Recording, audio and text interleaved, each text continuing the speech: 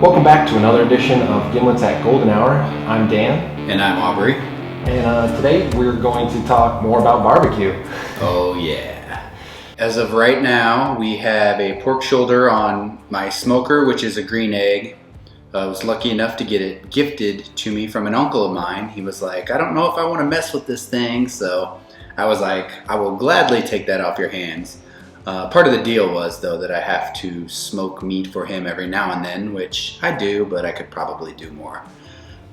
We made some cornbread, which is a recipe that I've kind of adapted over trial and error, mistakes, things that I've noticed that people in Illinois, at least central Illinois, like.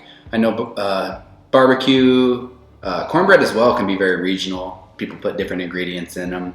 Some people say putting sugar in it, that's a no-no. And some people, what you use to cook it in. I know a lot of people that cook it in cast and that sort of thing. So we're gonna make cornbread, which is kind of a recipe that I've developed over time through trial and error, and kind of something that has worked for me in restaurants that I've worked at, as far as what people in this area like. Something that my daughter and my wife and people that have tried it in the restaurants that I've worked at really enjoy. So it's a 1:1:1 ratio.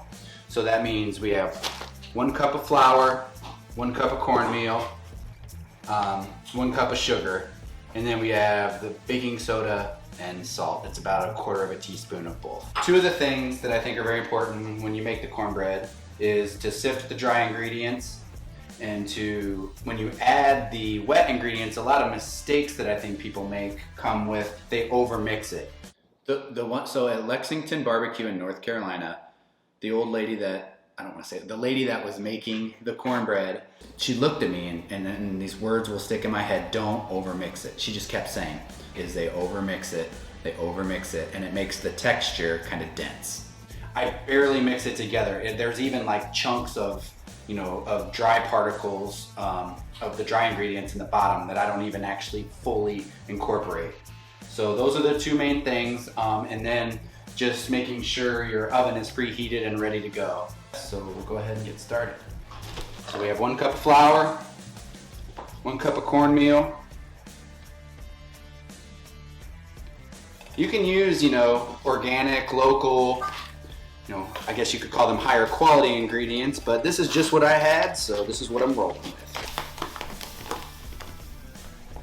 There we go.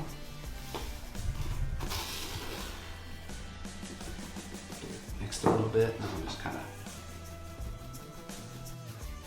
and then I kind of break it up a little bit. And sometimes it all doesn't go through there, that's fine. You just want to kind of mix it up a little bit, make sure there are no clumps. So if we get to the bottom of this and some of the sugar or some of the other ingredients haven't quite made their way through, that's okay, I'll dump it in, but you just kind of want to lighten it up a little bit. That looks pretty good, so we'll just kind of put it in there. Now we're gonna add salt. I just grabbed, nothing technical, a couple pinches, and then soda. Add it like that. And we'll just kind of stir our dry ingredients a little bit so we get it. Make sure clumps aren't too bad, which is good. So now we have 1/2 cup of butter, which I've already melted.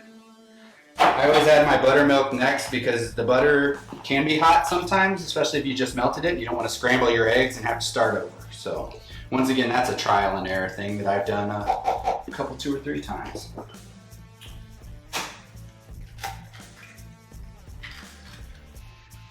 One, 2.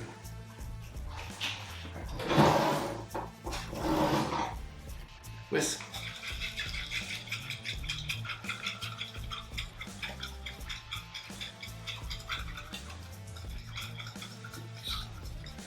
And then this is, like I said, where I think a lot of people make a mistake. So once you mix these 2 ingredients together, you are not going to overmix it. It is a very gentle, slow folding of the ingredients.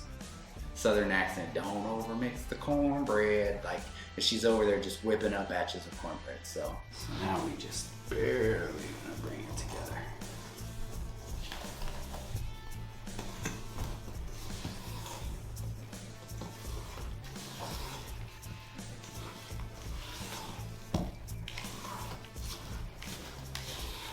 Almost there.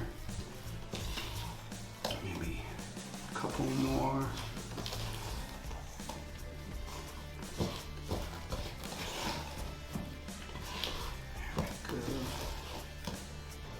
Gentle with it. And then we go into our greased pan. As you can see, there are still some dry parts to it, but that's fine.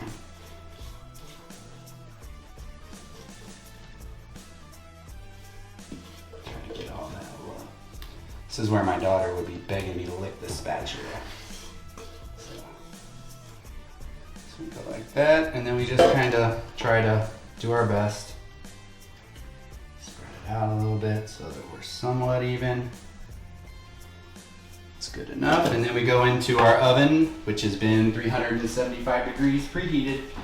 We'll do 20 minutes, we'll turn it, and then 20 minutes, and turn it, and usually be good to go by then. So we'll see what it looks like when it comes out.